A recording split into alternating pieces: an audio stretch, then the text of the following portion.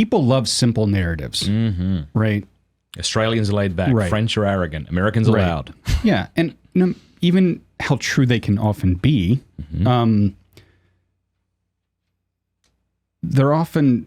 reality is often much more complex than that, right? So one of the things that the media did as the council was taking place was it tried to interpret the council through the lens of politics, right? So it was the media that was saying, oh, we've got conservatives and we have liberals. And these are the two camps that are fighting out at the council and who's going to win. Well, that was like an imposition from without. Yeah. I mean, all these bishops were trained obviously before the council, right? So they were all trained in somewhat similar ways. It was a spectrum of people. You might have a group that agreed on one thing but disagreed with that other group on another thing. It wasn't, these lines were not clear cut and dry. We also seem to be given this impression that at Vatican II, you had 2,540 bishops, which is by far the most bishops ever in ecumenical council. Vatican I had like 700 something. So over 3 times as many bishops from all over the world, Asia, Africa, South America. I mean, huge. Imagine being in Rome during the Second Vatican Council and seeing all that. You had all these periti, or theological experts there that were helping. But the narrative seems to be given that, okay, you had a few theological experts, and insert bad name here, right?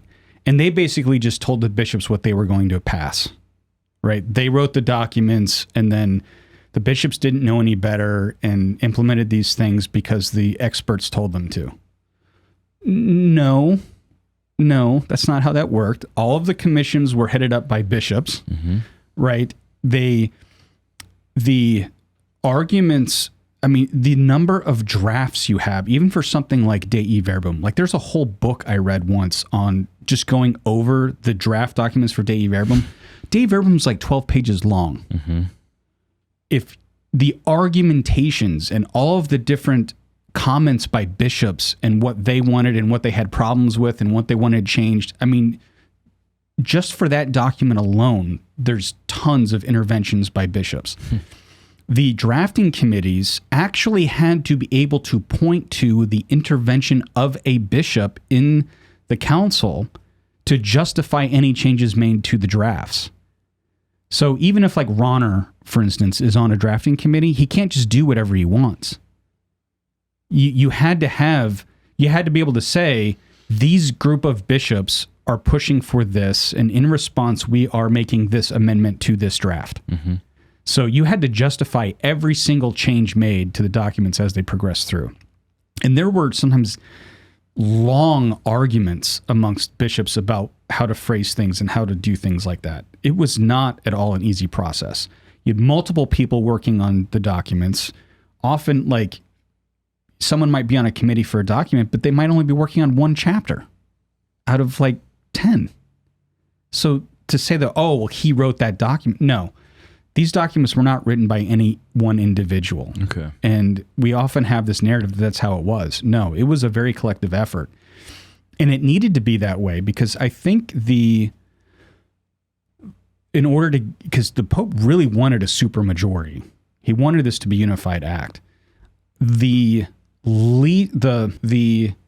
document that had the least or the greatest number of no votes was still less than 3% of the voters. I believe it was 70 bishops rejected one of the documents out of 2,300 something. Like, I did the math. It's like 2.9% said no. That was the least majority. Okay. Was over 97%. Right. So these documents were not written by a handful of liberal progressive theologians that dominated everything and pulled the wool over the bishop's eyes. That's not what happened. Okay.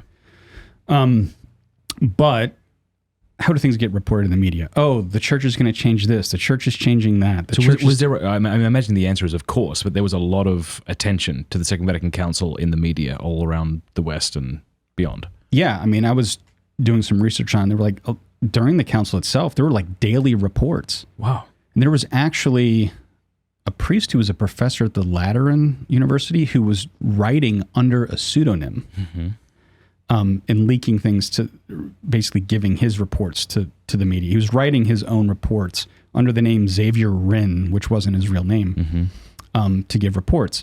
Hans Küng was giving interviews, and he had very little, if any, impact on the documents itself. But he's he denies papal infallibility. That's the kind of guy we're dealing with. But he was happy to give interviews about the council and to push his own agenda and give the impression of what was going on. And so the media expectations and representations of what was happening was not necessarily accurate. And I think it was Ratzinger that even said, look, we may have underestimated the impact this would have, because while we were like focusing and working tirelessly to get the theology right, and like having these long arguments about these minute points that most people will never even know about, we didn't stop to think, how is this going to be received? So on the other end of it, like, oh, we were probably a little bit naive about how it would be reported.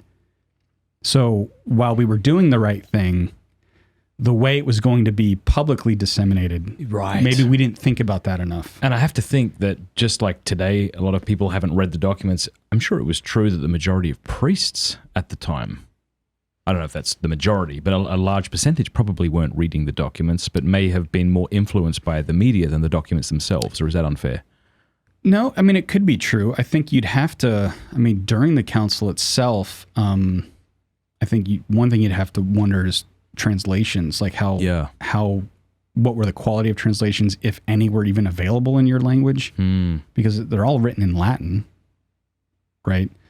And so you're a priest somewhere and you're not reading the documents themselves, but you're hearing reports. And what kind of reports? I mean, you said, was it Küng, you said, was a darling of the media? Like what kind of things were being said in the media that maybe the average parish priest or the Catholic faithful were hearing? I don't know specifically. But it was confusing. Well, yeah, it was all sorts of conflicting. It doesn't take a genius to figure that out. I mean, we already know what the media is like now. You can't trust half of what they say just because, again, just watch any news report in an area that you know something that you've studied, right? And it's usually, even if they're trying to get it right, but especially if they're trying to push a narrative, this is even get true. Headlines. This is even true. Like when I'll do a interview with somebody and they'll write it in a newspaper, and I'll be like, I didn't say that. Right. Yeah. So that's even true in that regard. Yeah.